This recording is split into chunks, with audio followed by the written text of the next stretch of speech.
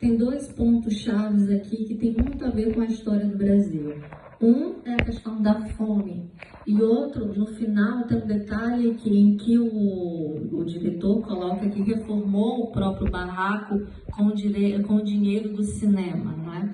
Isso lembra muito um romance que foi best-seller dos anos 60, que é O Quarto de Despejo, da Carolina Maria de Jesus, não é? Que também se passa em São Paulo e fala exatamente, é uma denúncia tremenda da questão racial, do racismo no Brasil nos anos 60, que continua até hoje.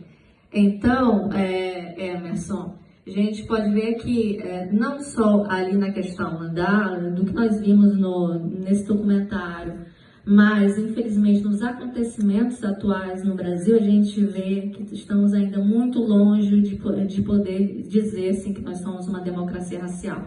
Não somos uma democracia racial. A democracia racial é uma das maiores fraudes ideológicas da história brasileira, assim como quase todas, digamos assim, as teorias ligadas ao lusotropicalismo, não é?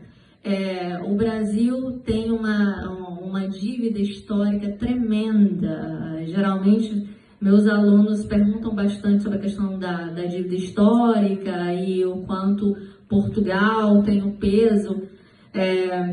Foi a elite escravista no Brasil, né? E essa elite é luso-brasileira, mas também a gente sabe que mesmo no período em que houve a ocupação, por exemplo, holandesa, não se modificou essa estrutura. Então, não é só Portugal. Essa elite que se formou no Brasil é, inclusive, considerada uma das elites muito mais cruéis do que a própria elite portuguesa, hoje em dia, né? Então, é um debate que se faz bastante em relação à questão da reparação. 300 anos em que foi explorado o trabalho de pessoas escravizadas, de pessoas que foram sequestradas do seu continente e foram levadas forçadamente para o Brasil, né? Sem falar que o Brasil foi o país que mais recebeu pessoas escravizadas no mundo inteiro, aliás, na história da humanidade, não é? Se fala muito do Império Romano, que teve muitas pessoas escravizadas, mas não era uma escravidão ligada ao fenótipo, ligada por uma questão artificialmente construída em relação a fisionomias, a questões biológicas. Então, nesse sentido, a Idade Moderna, ela inovou de forma cruel nesse sentido, nesse tipo de explicação, né? E com muitos cúmplices, inclusive a igreja. Também há muito debate em relação também a isso, a própria questão da presença, porque, por exemplo, os indígenas no início foram escravizados, mas depois veio-se uma iluminação divina de que não podia mais escravizar os indígenas, mas podia escravizar pessoas do continente africano, não é?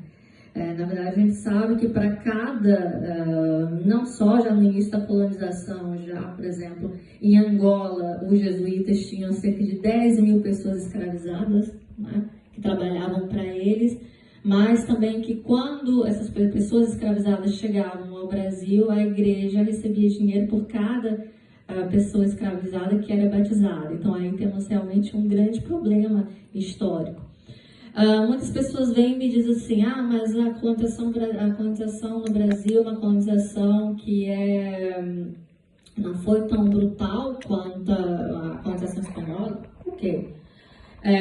Mas também tem uma comparação enorme com a questão do apartheid nos Estados Unidos, principalmente em relação ao grande fundador, não é, o Gilberto Freire, da ideia de democracia racial, né, que vai para os Estados Unidos e depois, quando volta, escreve o Casagrande Senzala, publica em 33 o Casagrande Senzala, e aí a gente começa uma safra de teorias em relação a isso, essa democracia racial. Mas o grande problema é que muitas vezes quando se estuda a história, se omite, inclusive, leis que sim, juridicamente você vê que houve um apartheid no Brasil, sim. Tá? uma das grandes falácias, uma das grandes narrativas do capitalismo, aliás, do neoliberalismo, é a questão da meritocracia, não é? E quando se fala em meritocracia, muitos defensores dessa meritocracia se dizem contra as cotas, não é? Dizendo que todos nós temos as mesmas capacidades. Mas não é assim, a gente sabe que não é assim. A gente sabe que não é assim.